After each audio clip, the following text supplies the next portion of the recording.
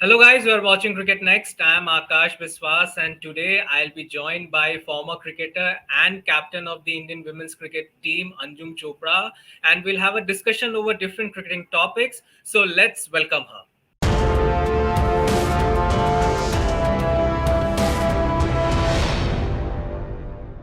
So ma'am, let's start the conversation with the inaugural edition of the Women's Emerging Asia Cup. How big this initiative is for the women's cricket, especially the youngsters. Oh, the Asia Cup has been conducted earlier also. So the emerging Asia Cup, I think this is the second time that it's being done. So it's nice with more teams participating, and it's obviously a good initiative because for the younger lot, then they get to play international cricket. It's always very encouraging to have more matches being played, and the way this tournament has been happening continuously over the past few years, it's nice. And yeah, it's a very different feel when you wear an Indian jersey. So I'm talking about the young girls coming to the fore. The inaugural edition of the Women's Premier League was certainly a benchmark in the Indians women's cricket. You yourself closely observed the entire season. What was the biggest takeaway for you from that season? See, for the fact that the tournament got started finally was the biggest takeaway. Eventually, we got to see competitive matches, good cricket, players of course, from the Indian team doing well as well. So, in totality, if you look at the entire setup, everything was a positive. The way it was conducted in such a short duration and a short period, very good. So there are more positives and the more good things that probably when I look back are there for the WPL. And ma'am, and the support from the crowd, their response, did you expect that kind of turnover from the audience? Because the stadiums were going full houses. Well, to be fair, I didn't even go that far to think whether I'll have a full house stadium or not. So it was very nice to see full houses. Uh, I guess the very fact that it was decided that the tournament will be conducted in Mumbai and these two venues was probably one of the fact that India Australia match had a good turnout in that tournament. So I mean, for us to as broadcasters, that thought didn't even come that what's the kind of capacity crowd that we'll get to see in the stadiums. But the fact that there was a full house, there was a lot of support. It was nice. And ma'am, now let's talk about the two teams that stood out, DC and MI. They fought the finals, and finally, Mumbai Indians emerged as the winners of the inaugural edition. According to what I observed, is Mumbai Indians seem to be covering all the bases this season, like superb captaincy from Harmanpreet, overseas and uncapped players. Putting up their best efforts. Do you think they have set up a benchmark even for the men in the IPL when it comes to constituting a team in the franchisee cricket? I don't think so. And look, number one is that I don't compare men's and women's teams, franchise teams or Indian teams. It's unfair. If MI has one, doesn't mean that we probably start looking out at all the negatives or the not so happening things in the men's team. Absolutely unfair, and there's no comparison. There's not even a base to compare. MI one very good. They did all the bases right, very good. Of course, the captain led the way. Natalie Sever was there, an outstanding performer right through the series, and there were other players who kept contributing. I would just see it as that, but I would never not compare as to they've got their base. It's the same franchise, it's the same owners, it's the same team which is running men's and the women's team. So it's not that the men's MI team hasn't done well. Okay, ma'am. So, as we were speaking about men's cricket as well, since let's discuss a bit about the heartbreak we had a couple of days back. Back-to-back losses for Team India in WTC finals. In your opinion, what actually went wrong for Rohit Sharma and company at the Oval? I'll say the batting didn't go right. I won't say what went wrong. The idea is to look at how things could have been bettered. I always felt that was the contest was going to be between the two batting sides, not anything more or less, but the two batting sides would lead the way. Australia obviously batted a lot better. In those conditions, if India had batted, we don't know what the score would have been. The way Australians batted, uh, looking back, probably we could have not managed those many runs and batted for nearly 2 days. So the batting was one of the areas where I felt we fell short, despite having a tall batting order and preferring to have a tall batting order in the lineup.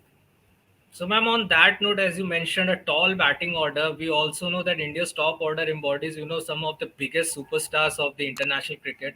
But it has now become a trend that in big ICC knockouts, they often don't do anything or they misfire. So, according to you, what's happening with them or what's going wrong in these past 6 5 years that we have been witnessing? कि हम इतनी उम्मीद रखते हैं और last में फिर all sad faces all around. So number one is that I would like to see everything in isolation, not club it in. Yes, we will obviously talk about ICC tournaments, but we won't club everything in and want to understand as to where we falter, how we falter, and what are the areas. So at the end of the day, it's about scoring runs and taking wickets. Whoever does that better with fielding obviously ends up winning. It doesn't really matter what color jersey you're wearing.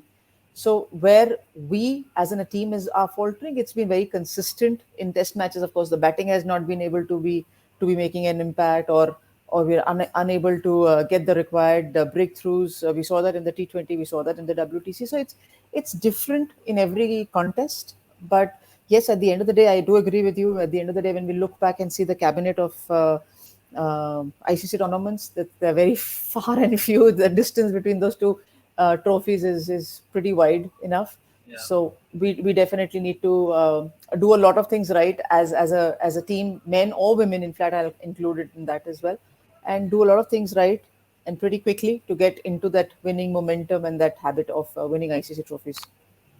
So, ma'am, does this Indian team, men's team especially, requires a major change with the seniors making way for young talents? What's your opinion So, on that? it's been a discussion and a debate which will never die. This topic will always come up. Do we not need experience? Do we not need youth? How do we balance? And the common statement is balance between the youth and experience. So I think that's a perfect balance if we can get. You can't say thank you very much. We've had you over the years, but now we don't need you. We have got a youth coming in. The youth will also take the same amount of time that an experienced player has taken to get used to it. If you think it's that easy, then you would only run the country with youngsters around, not have any experienced people around. So I don't think that really works. You have to have that balance. Yes, you will have the younger players coming through. Shubman has come through, Shardul Thakur has come through. It's not that these younger players, Mohammad Siraj has come through, and the younger lot will keep coming through as well. It's about taking those opportunities and delivering at the time. If you're talking about experience, Cheteshwar Pujara has been playing in England for the last 3 months, right through the season. So what faltered, what went wrong? A lot of things can be discussed. Who doesn't know about England conditions? Who doesn't know that the ball swing? Everybody knows everything, but at the end of the day, you still have to go out there and perform. Knowledge is one thing, but putting that knowledge into perfect practice to get the desired result is the other, which will not change, much like the debate about making way for the younger lot. And do you also think that Ravichandran Ashwin should have been there in the playing 11? Absolutely. I definitely felt that my playing 11 did have Ashwin there. I'm not saying that you can't play four paces or three seamers. It's not nothing of that sort. But I always felt that, irrespective of what the conditions are, had India lost the toss and we were asked to bat, then, we would have struggled to think, oh, now what do we do? So, I mean, having said that, I'm pretty sure that the team management thought through the decisions, the think tank, the people who have been making decisions for the team over the past since this of course this regime has come, they would have given it a thought as to whether they need to have four seamers or they need to have three seamers and two spinners. They felt that they wanted to have four seamers and they went ahead with that combination. In my view, I'm sitting far away from the oval pitch. I don't know the conditions. I'm not seeing the overcast conditions. I'm not seeing the pitch. I'm only looking at a green top which says four seamers. That's what they went for. But as a player, I would have always kept a Ravichandran Ashwin in that lineup just because I think he's a quality bowler, and irrespective of the conditions, I think he can deliver the goods. And it's absolutely in isolation. Just looking at Ashwin's skill level and just looking at the record that the Indian team has had with him in the playing 11. So, ma'am, and as we spoke about the batting, the amount of runs Australia piled up in the first innings, that massive partnership, 251 run partnership between Travis Head and Steve Smith, and those 469 runs, given that kind of score, do you think Rishabh Pant was a big miss in India's playing 11 as far as the batting is concerned? He's obviously a miss. I mean, not having Rishabh there is obviously a massive miss. But I don't think let's not be unfair to Bharat because I thought he kept really well. That was his primarily the job. Primary job was to keep wickets, and he kept wickets really well.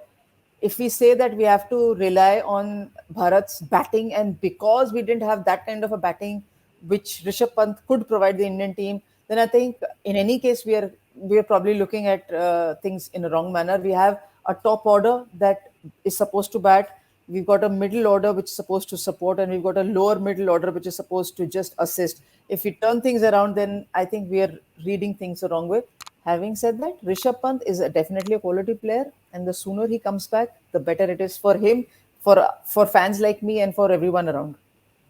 And my final question: both our men's and women's teams, have been getting outsmarted in the ICC knockouts for a long time now. Like I mentioned about that, those hopes, उम्मीद जो हम बांध लेते हैं. And as an ex-captain and a former cricketer, how do you think this trend gonna change in future?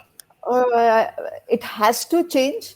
You don't want to continue with a trend of losing ICC events. I think for us, it's just gone very long.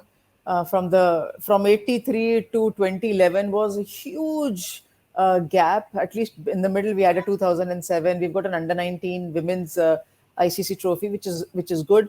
But yes, we would, as a former player or as a broadcaster or as a somebody who's a part of the Indian cricket setup, from a distance, of course. But obviously, I would want this trend to change, and I'm hoping that it changes faster than what it was in the first year. And the first time that the men's won the World Cup, the women haven't won it yet. Yes.